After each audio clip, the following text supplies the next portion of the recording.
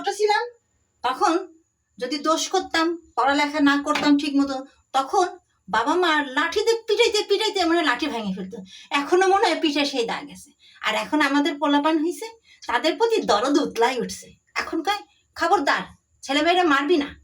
মানে এখন দাদি নানি হয়েছে আর তাদের দরদ উতলে গেছে।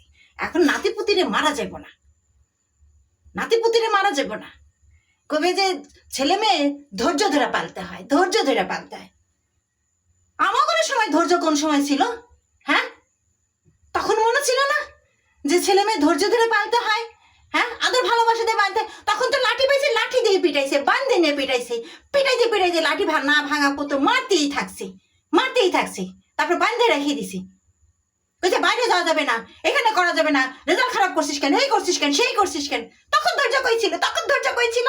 আর এখন নাতিপুতি হয়েছে, নাতিপুতি হয়েছে, দাদি নানি হয়ে গেছে, আর এখন ধৈর্য এক একটা উতলাই উঠছে, ধৈর্য উতলাই উঠছে। এখন পোলাপান মারা যাবে না, তখন কইছে এখনো হয়, এখনো হয়।